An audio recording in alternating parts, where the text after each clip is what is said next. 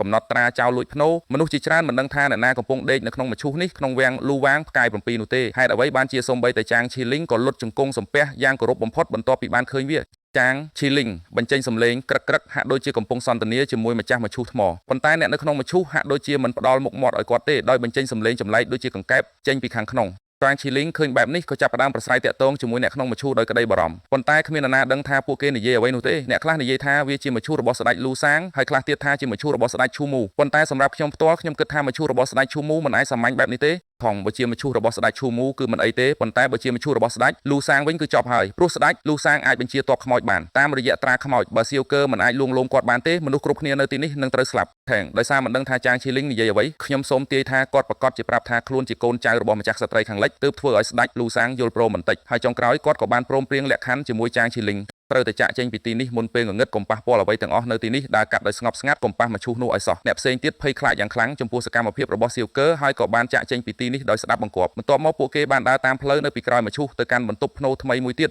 នៅទីនេះមានមឈូសចំនួន7ហើយនៅលើជញ្ជាំងថ្មខាងមុខមានសិលាចារឹកមួយវាបានកត់ត្រាអំពីជីវិតរបស់ម្ចាស់ភ្នោនេះតាមរឿងព្រេងក្នុងសម័យសង្គ្រាមមានមេទ័ពម្នាក់ដែលមិនដែលចាញ់សោះគាត់មានត្រាខ្មោចតាំងពីកំណើតឲ្យតែគាត់បង្ហាញត្រាខ្មោចនៅលើសមរភូមិទ័ពខ្មោចជាច្រើននឹងចេញពីដីមកឆក់យកព្រលឹងមនុស្សថ្ងៃនេះហើយទើបគាត់ត្រូវបានតែងតាំងជាស្ដេចលូសាងថ្ងៃមួយស្រាប់តែគាត់សុំចូលជួបម្ចាស់ទឹកដីលូដោយនិយាយថាគាត់តែងតែខ្ចីទ័ពពីឋាននរកឥឡូវនេះឋាននរកមានអាសន្នគាត់ត្រូវតែត្រឡប់ទៅសងគុណវិញផុបពីទ័ពពីនិយាយរួចស្ដេចលូសាងក៏បានស្លាប់នៅក្នុងវាំងម្ចាស់ទឹកដីលូស្មានថាគាត់នឹងត្រឡប់មកវិញទើបបានសាងសង់វាំងក្រោមដីនេះហើយតម្កល់សពរបស់គាត់ទុកនៅទីនេះប៉ុន្តែឥឡូវនេះបញ្ហាបានកើតឡើងមានមឈូសចំនួន7តើមួយណាជាមឈូសរបស់ស្ដេចលូសាងពួកគេបានសង្កេតយ៉ាងយកចិត្តទុកដាក់ហើយស្រាប់តែឃើញមឈូសមួយត្រូវបានបើកប៉ុន្តែនៅពេលដែលពួកគេកំពុងអើតមើលទៅក្នុងនោះមិនក៏ជាជនបរទេសទៅវិញកុំកំរើកម្ចាស់ពិតប្រាកដនៅខាងក្រោមគាត់ប៉ុន្តែភ្លាមនោះ Fatty ក៏បានឃើញទស្សនវិជ្ជាដែលមិនគួរឲ្យជឿពួកគេចុះមកសរុប4នាក់ប៉ុន្តែឥឡូវនេះមានសមោ5នៅលើជញ្ជាំងអ៊ូសៀលោកពូទី3សៀវកើផាន់ស៊ីចុះសមោនេះជាអ្នកណានៅខាងនោះមិនថាឯងជាមនុស្សឬខ្មោចទេមិនស្រួលទេកុំឲ្យវាទៅបន្ទប់ភ្នោអំបញ្ញមិញអសោះបើវាប៉ះមឈូសនោះគឺចប់ហើយផាន់ស៊ីឃើញបែបនេះក៏ចង់ដេញតាមដែរប៉ុន្តែត្រូវបានអ៊ូសានស៊ីងខាត់ទុកព្រោះគាត់គិតថាសៀវកើម្នាក់ឯងគឺគ្រប់គ្រាន់ហើយ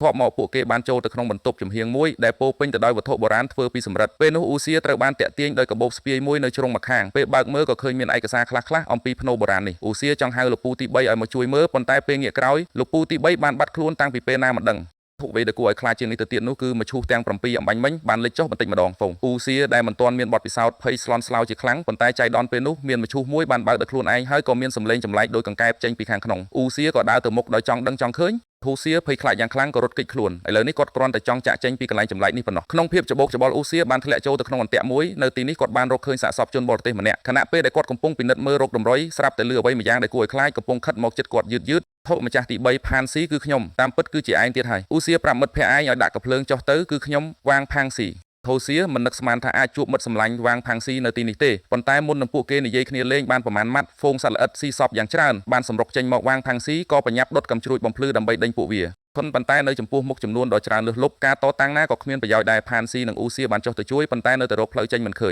ញសត្វល្អិតកាន់តែច្រើនឡើងផានស៊ីក៏បានសម្រេចចិត្តយ៉ាងក្លាហានឲ្យមកខ្ញុំការពារលោកម្ចាស់តូចឲ្យល្អទៅឡើទៅក្រោមការការពាររបស់ផានស៊ីអ្នកទាំងពីរបានរត់គេចខ្លួនដោយជោគជ័យប៉ុន្តែផានស៊ីខ្លួនឯងត្រូវបានហ្វូងសត្វល្អិតឡោមព័ទ្ធនៅពេលដែលជីវិតរបស់ផានស៊ីកំពុងស្ថិតក្នុងគ្រោះថ្នាក់បំផុតសមោដ៏ស៊ាំម្នាក់ក៏បានលេចមុខមកម្ដងទៀត